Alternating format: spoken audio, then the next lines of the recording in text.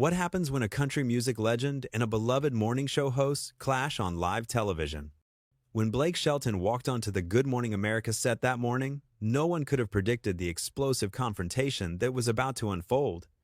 The tension started almost immediately, but it was Michael Strahan's pointed question about 20 minutes into the interview that set everything ablaze. Before we dive into every shocking detail of what went down between these two, make sure you hit that subscribe button and drop a comment below telling us what you think really happened here, because this story is absolutely wild. Blake Shelton had been making the rounds promoting his latest album, and the stop at Good Morning America was supposed to be just another friendly chat, the kind of easygoing interview he had done 100 times before. He walked onto the set with his usual relaxed demeanor, exchanging pleasantries with Michael Strahan and the crew.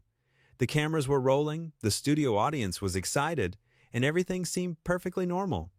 Michael started with the typical questions about the new music, about life after The Voice, about his relationship with Gwen Stefani. Blake answered with his characteristic charm and humor, cracking jokes and making the audience laugh. But there was something in the air that morning, something that even the most seasoned television professionals in that studio could sense. Michael seemed to have an agenda, and Blake, whether he realized it initially or not, was about to walk right into it. About 15 minutes in, Michael shifted gears. His tone changed subtly, becoming more serious, more probing. He started asking about Blake's past comments on social media, about certain political statements he had made, about his views on various controversial topics. Blake handled it well at first, deflecting with humor, trying to keep things light. He said something like, "Look, Michael, I'm just a country boy who sings songs. I'm not trying to solve the world's problems here." The audience chuckled, but Michael did not let up. He pressed harder, bringing up specific tweets, specific interviews where Blake had expressed opinions that some people found divisive. Blake's smile started to fade. You could see his jaw tighten, his shoulders stiffen. He leaned back in his chair and asked Michael where exactly this line of questioning was going. That is when Michael dropped the bomb. He looked Blake directly in the eyes and said, "There are people who feel that you use your platform irresponsibly, that you appeal to a certain demographic that frankly holds some pretty problematic views, and that you either don't care or actively encourage it. Are you willing to take responsibility for that?" The studio went silent. You could hear a pin drop. Blake's face went from confused to shocked to angry in about 3 seconds. He blinked a few times, as if trying to process what he had just heard. Then he leaned forward and said, "Excuse me?" Michael repeated the question, almost word for word, with the same serious expression. Blake shook his head slowly and said, "I don't even know how to respond to that, Michael." "What are you accusing me of exactly?" Michael did not back down. He said, "I'm not accusing you of anything, Blake. I'm asking you a legitimate question that a lot of people want answered. You have millions of fans, you have influence, and with that comes responsibility. So I'm asking you, do you feel responsible for the way some of your fans behave, for the things they say and do in your name?" Blake's eyes narrowed. He said, "In my name?" "Michael, I sing country music. I sing about trucks and beer and heartbreak. I don't tell people how to think or how to act. If someone does something stupid and claims they're a fan of mine, that's on them, not me." Michael tilted his head slightly and said, "But don't you think that when you make certain statements, when you align yourself with certain viewpoints, that you're implicitly endorsing a mindset?" Blake let out a harsh laugh and said, "Align myself? What are you talking about? I've never aligned myself with anything except good music and good times." But Michael was not done.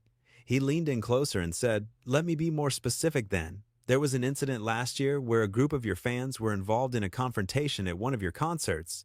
They were harassing people, using slurs, causing problems. When the story came out, you never addressed it publicly. You never condemned their behavior. Why is that?" Blake's face turned red. He said, "Because I didn't even know about it until weeks later, and by then, the whole thing had blown over." "What did you want me to do, Michael? Put out a press release every time someone at my concert acts like an idiot?" Michael replied calmly, "Maybe yes, if those people are acting in ways that reflect poorly on you and what you stand for." Blake threw his hands up and said, "This is ridiculous. You're sitting here trying to make me responsible for every single person who listens to my music. That's not how this works." The tension was palpable now. The crew members were glancing at each other nervously, unsure if they should intervene. The audience sat in stunned silence, watching this friendly morning show interview turn into something much darker and more confrontational.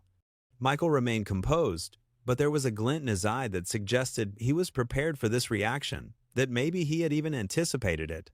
He said, "I'm not trying to make you responsible for everyone, Blake, but I am trying to understand why you seem so reluctant to address these issues when they come up. Why is it so hard for you to just say, hey, if you're a fan of mine and you're acting like this, that's not okay with me?" Blake stared at him for a long moment, then said, "Because I shouldn't have to, Michael. Because people should know how to behave like decent human beings without me having to tell them.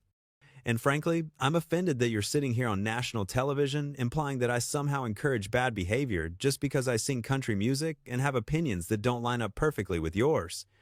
Michael raised an eyebrow and said, "This isn't about my opinions, Blake. This is about accountability." Blake shot back, "No, this is about you trying to paint me as some kind of villain because it fits whatever narrative you're trying to push today." The conversation was spiraling now, and both men seemed fully committed to their positions. Michael said, "I'm not trying to paint you as anything. I'm giving you an opportunity to clarify your stance, to distance yourself from the negative elements that have attached themselves to your brand." Blake shook his head vigorously and said, "Negative elements? You mean people who like country music? People who live in small towns and love their families and work hard? Those are the negative elements?" Michael replied, "That's not what I said, and you know it. I'm talking about the people who hide behind that image to justify intolerance and hatred." Blake leaned forward, his voice rising slightly, and said, "And I'm telling you that I am not responsible for how other people choose to interpret my music or my words. I am one man, Michael. I write songs, I perform, I live my life. I am not a politician, I am not a social activist, and I am not going to sit here and let you bully me into apologizing for things I didn't do." Michael's expression hardened. He said, "Bully you? Blake, you're a public figure with a massive platform. Asking you to be mindful of your influence is not bullying, it's basic decency." Blake let out a bitter laugh and said, "Basic decency? You ambushed me on live television with accusations disguised as questions, and you're talking to me about basic decency? That's rich, Michael. That is really rich." Michael opened his mouth to respond, but Blake cut him off. He said, "Let me ask you something, Michael. Have you ever had to answer for every single person who watches your show? Have you ever been held accountable for the actions of every football fan who might have done something wrong? Or is this standard only applied to people like me?" The question hung in the air like a challenge. Michael paused, clearly weighing his response carefully. He said, "If someone did something harmful and claimed they were inspired by something I said or did, yes, I would address it. I would make it clear that their behavior doesn't represent me or what I stand for. That's the difference, Blake." Blake shook his head and said, "No, the difference is that you're sitting in the host chair and I'm sitting in the guest chair, and you think that gives you the right to ambush me with this garbage." Michael's jaw clenched, and he said, "This is not an ambush, Blake. This is a conversation that needed to happen." Blake stood up abruptly, his chair scraping loudly against the floor. He said, "No, Michael, this is an assassination, and I'm not going to sit here and be a part of it." The entire studio seemed to hold its breath. Michael stood as well, though his posture was more controlled, more measured. He said, "Blake, please sit down. Let's finish this conversation like adults." Blake pointed a finger at him and said, "Like adults? You want to talk to me like an adult? Then ask me real questions, not loaded accusations designed to make me look bad." Michael took a step closer and said, "Every question I asked you was fair, and if you can't handle being asked tough questions, then maybe you need to reconsider what it means to be in the public eye." Blake's face turned a deeper shade of red, and he jabbed his finger in Michael's direction again, more forcefully this time. He said, "Handle tough questions? Michael, I've been in this business for over 20 years. I've answered every kind of question you can imagine. But what you're doing right now, this isn't journalism. This is a hit job. You invited me here under the pretense of talking about my music, and instead you're trying to make me into some kind of scapegoat for every problem you think exists in this country." Michael's composure cracked just slightly. He said, "That is not what I'm doing, and if you would just calm down and listen to what I'm actually saying, instead of getting defensive, maybe we could have a productive conversation." Blake let out a harsh, humorless laugh and said, "Calm down? You just accused me of being responsible for hatred and intolerance, and you want me to calm down?" How would you react if someone did that to you on live television? Michael took a breath, clearly trying to maintain his professional demeanor, but you could see the frustration building in his eyes. He said, I would engage with the question honestly, instead of deflecting and playing the victim. Blake's mouth dropped open in disbelief. He said, Playing the victim? Are you serious right now? Michael, you literally just tried to connect me to harassment and bigotry without a shred of evidence, and when I defend myself, you accuse me of playing the victim. Do you hear yourself? Michael replied, I cited a specific incident at your concert where your fans were behaving badly, and instead of acknowledging it or addressing it, you dismissed it. That's not defending yourself, Blake. That's avoiding accountability. Blake threw his hands up in exasperation and said, I dismissed it because it has nothing to do with me. If people show up to my concert and act like fools, that's on them, not me. I'm not their father. I'm not their teacher. I'm not their moral compass. I'm an entertainer.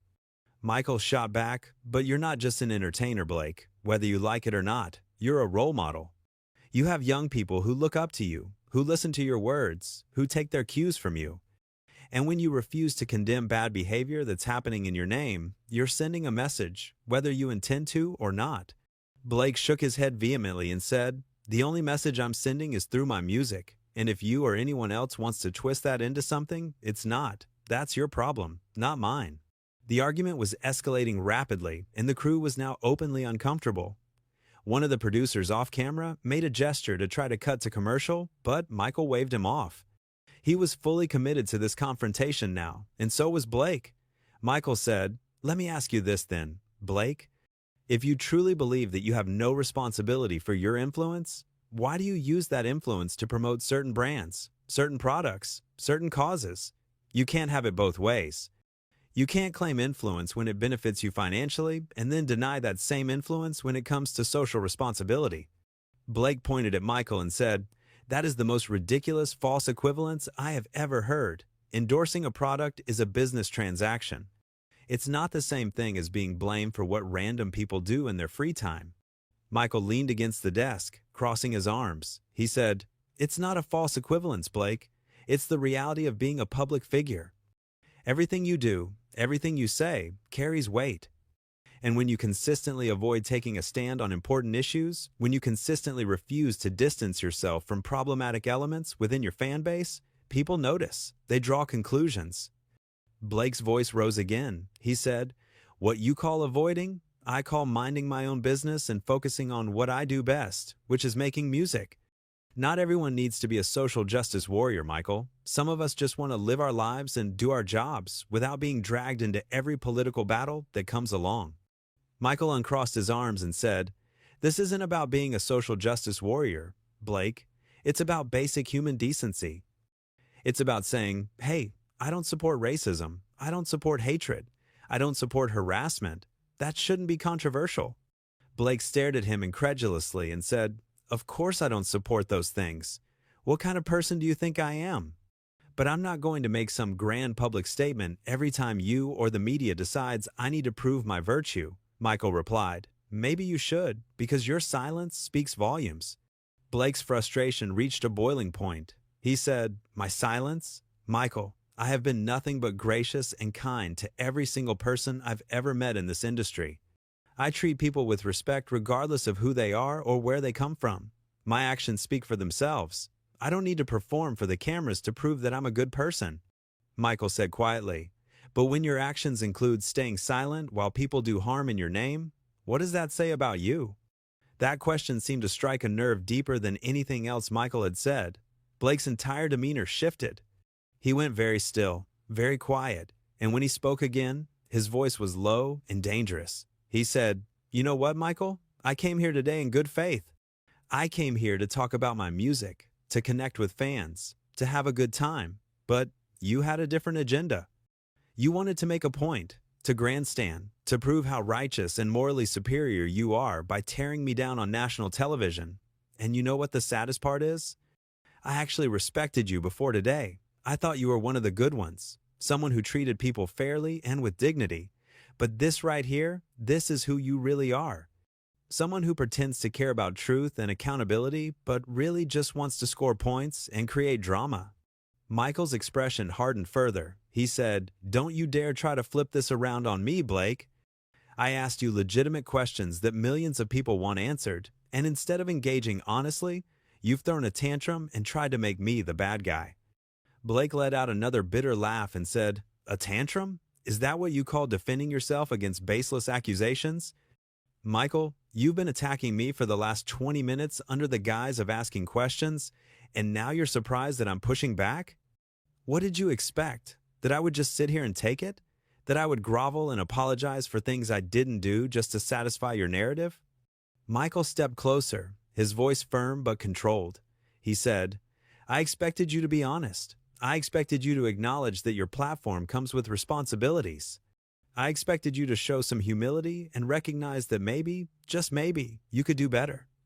Blake matched his step, moving closer as well, the two men now standing almost face to face. Blake said, "And I expected you to be a professional. I expected you to conduct an interview with integrity instead of turning it into a witch hunt. I expected you to treat me with the same respect I've always shown you, but clearly, we both had unrealistic expectations, didn't we?" The tension between them was electric now, and you could see it in their body language, in the set of their jaws, in the fire in their eyes. The audience was completely silent, mesmerized by the spectacle unfolding before them. Michael said, "If you feel disrespected, Blake, maybe you should ask yourself why these questions bother you so much. Maybe there's a reason you're getting so defensive." Blake's eyes flashed with anger. He said, "I'm defensive because you're attacking my character on live television without cause. I'm defensive because you're trying to destroy my reputation based on nothing but speculation and guilt by association. I'm defensive because this is wrong, Michael, and deep down, you know it." Michael shook his head. He said, "What's wrong is refusing to acknowledge your influence and the impact it has. What's wrong is pretending that you exist in a vacuum where your words and actions don't affect anyone else. What's wrong is standing here playing the martyr instead of taking responsibility." Blake's hands clenched into fists at his sides. He said, "I am not playing the martyr. I am standing up for myself against someone who is trying to tear me down for no good reason.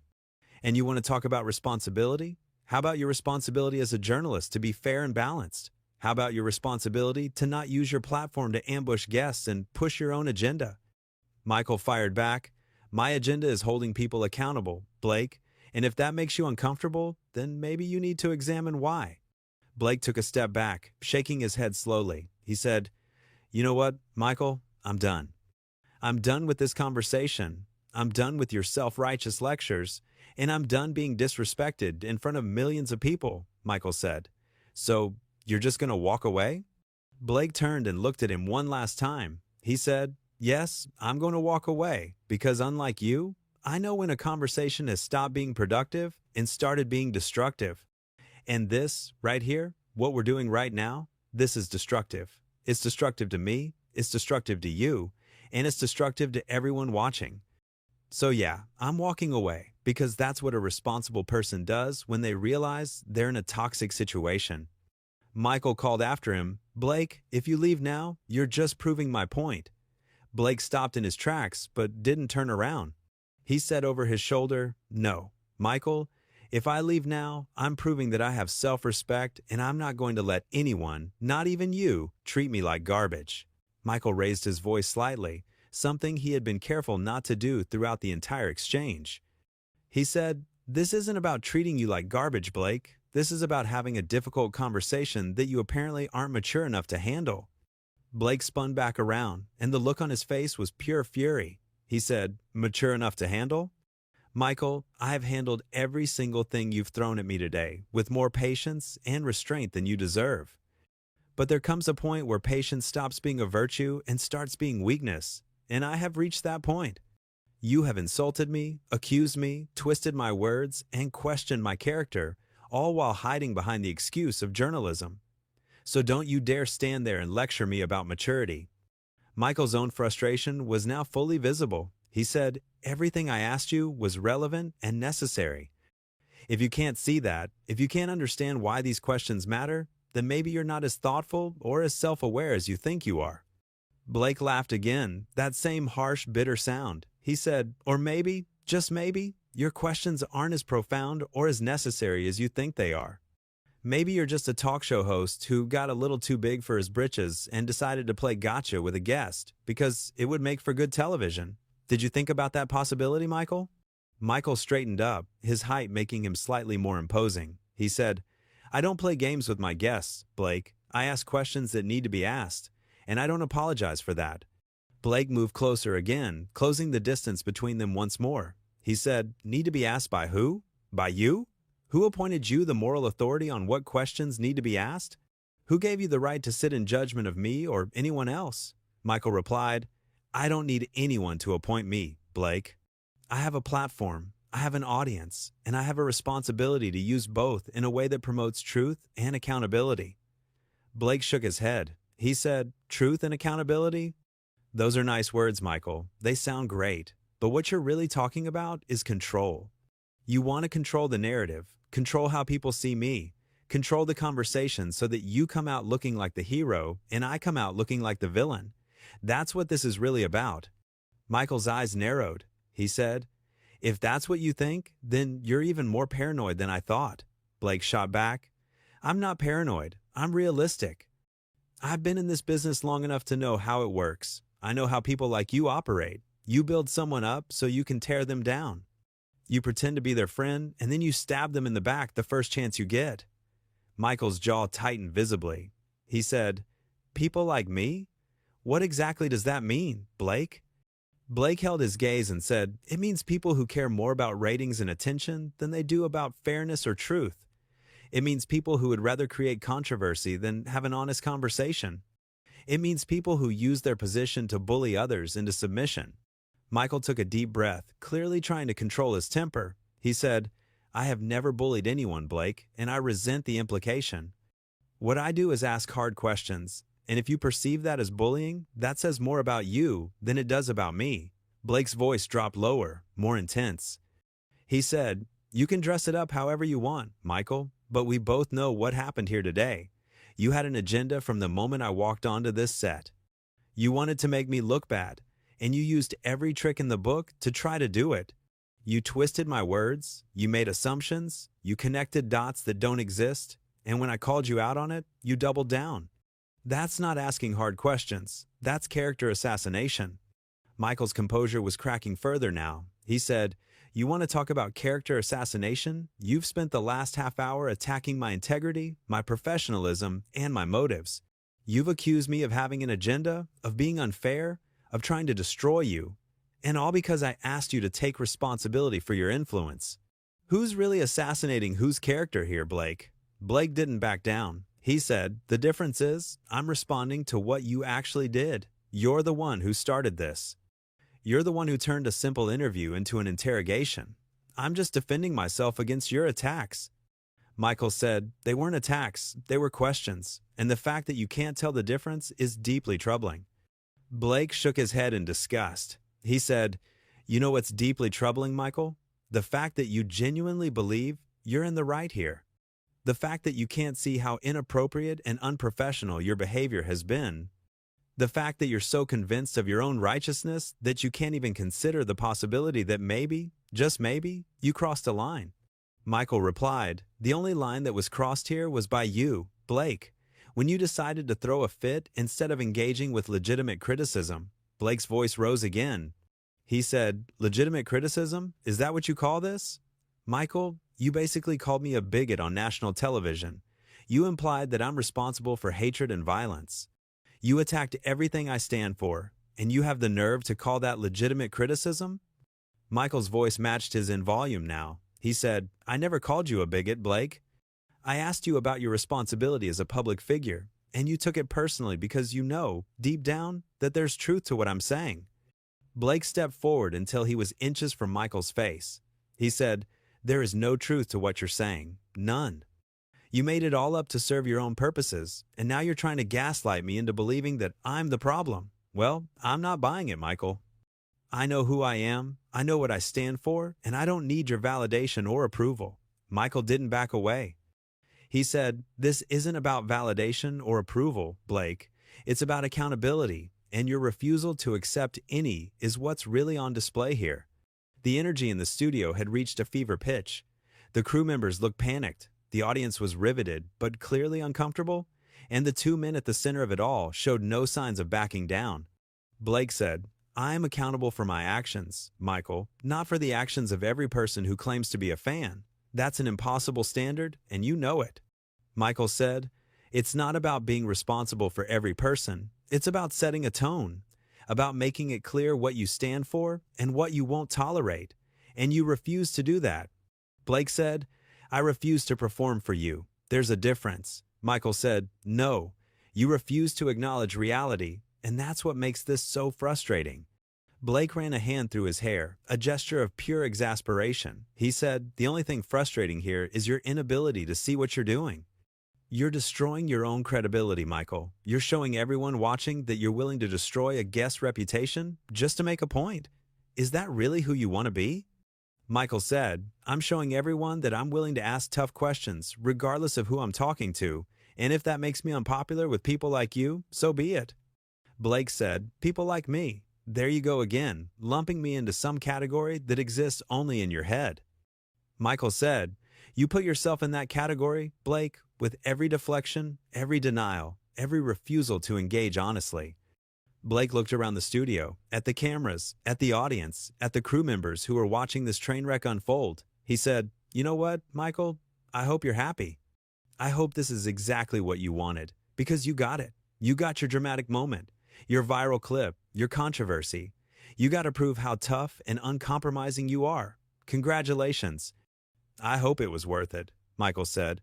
"What I wanted was an honest conversation, and what I got was a temper tantrum from someone who can't handle being challenged." Blake said, "And what I wanted was a respectful interview, and what I got was an ambush from someone who values sensationalism over substance." The two men stood there, staring at each other, both breathing heavily from the intensity of the exchange. For a moment, it seemed like one of them might take a swing at the other. The tension was that thick. But Blake finally took a step back. He said, "I'm leaving, Michael. I'm walking off this set, and I'm never coming back. Not to this show, not to any show you're involved with, not ever. And I'm going to make sure everyone knows exactly what happened here today, exactly how you treated me, exactly what kind of person you really are." Michael said, "Go ahead, Blake. Tell whatever story you want. The truth is on tape for everyone to see." Blake said, "Yes, it is. And when people watch it, when they really watch it, they're going to see a host who abused his position and a guest who stood up for himself. They're going to see who the real bully is here." Blake turned and started walking toward the edge of the set. Michael called after him one more time. He said, "You're making a mistake, Blake. Walking away doesn't make you right, it just makes you a quitter." Blake stopped but didn't turn around. He said quietly, "No, Michael, walking away makes me smart. It makes me someone who knows when to remove himself from a toxic situation. And this, right here, is the most toxic situation I've ever been in." So, what do you think really happened here? Was Michael Strahan justified in his line of questioning, or did he cross a line? Make sure to subscribe and drop your thoughts in the comments below.